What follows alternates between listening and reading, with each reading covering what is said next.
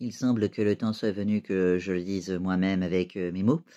Si vous pensez qu'une aide à la mobilité puisse vous aider, c'est que vous avez probablement besoin d'aide à la mobilité. Et si vous utilisez des aides à la mobilité et que ça vous aide un peu, c'est que vous avez besoin d'aide à la mobilité. Vous n'avez pas besoin d'avoir besoin d'aide à la mobilité, genre tout le temps, pour que ça vous aide. Une aide à la mobilité, généralement, pour une personne, même tout le temps, je dirais, mais pour une personne qui n'a pas besoin d'aide à la mobilité, c'est c'est une contrainte, c'est un handicap, disons-le. Une personne qui n'a pas besoin d'aide à la mobilité, qui n'a pas de problème avec sa mobilité, qui n'a pas de handicap particulier et qui doit utiliser une aide à la mobilité, a un handicap. Parce que le monde n'est pas accessible, parce que c'est plus compliqué. Pourquoi marcher avec une canne s'il n'y a pas besoin d'une canne? Ça peut créer des douleurs ailleurs, ça peut créer des déséquilibres, ce genre de choses. Il n'y a pas d'intérêt. Si une canne, ça vous apporte plus d'avantages que de désavantages, c'est que vous avez besoin d'une canne. Un rollator, c'est chiant, c'est encombrant. Quel serait l'intérêt, vraiment? Il n'y a pas d'intérêt. Si ça vous aide, si vous en avez besoin pour avoir plus de stabilité, parce que vous avez besoin de faire des pauses plus régulièrement, ce genre de choses, c'est que vous avez besoin d'un rollator. Les fauteuils roulants, si vous en avez besoin, vous en avez besoin. Voilà. Je peux faire ça avec toutes les aides à la mobilité qui existent. Je ne les connais pas tous très bien. Je me sens pas à l'aise de parler de toutes les aides à la mobilité qui existent. Ma sœur en a testé plusieurs. Sur la chaîne des longs formats. Elle en avait parlé. Elle avait eu un rollator, elle avait eu fauteuil électrique. Elle a toujours un fauteuil électrique, mais en ce moment il est pété. Il va falloir très très longtemps pour qu'il soit réparé parce que l'assurance invalidité, on adore.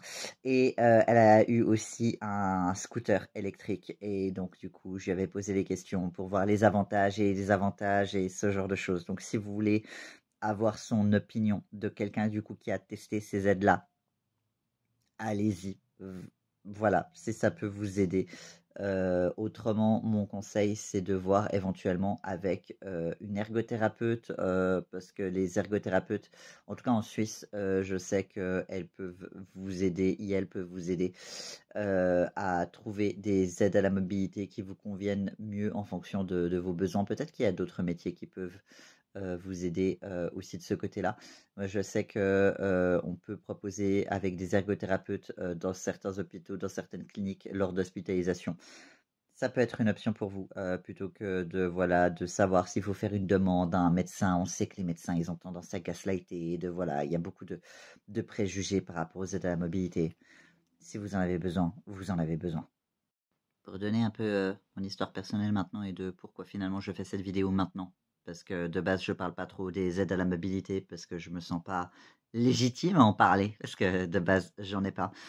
Vu que ma condition décline, j'ai décidé d'acheter une canne à moins de 10 balles en me disant que bah, si j'en avais pas vraiment besoin, j'aurais juste perdu moins de 10 balles pour tester, pour voir si j'ai l'impression que ça aide un petit peu ou pas, pour voir peut-être, voilà, parce que j'ai pas besoin, je pense, tout le temps. C'est à certains moments très précis et pour certains actes très précis, particulièrement pour me lever. Et certaines fois pour marcher, mais pas tout le temps en fait. C'est les premiers pas après m'être levé. Des fois, lors des crises, mes pieds ne savent plus faire le taf et des fois un peu plus que les premiers pas.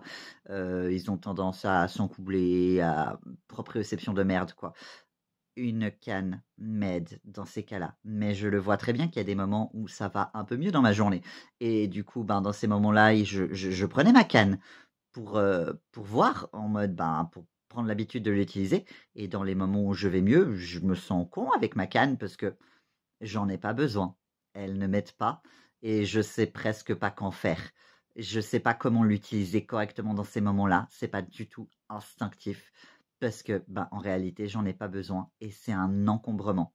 Ma canne, dans les moments où je vais un peu mieux et que j'en ai pas besoin pour marcher, je la considère comme un handicap supplémentaire. Tandis que dans les moments où j'ai moins d'équilibre, où j'ai besoin d'un peu plus de stabilité, où j'ai besoin d'aide pour me lever, là, elle m'aide. Donc, j'en ai besoin de temps en temps. Est-ce que c'est temporaire?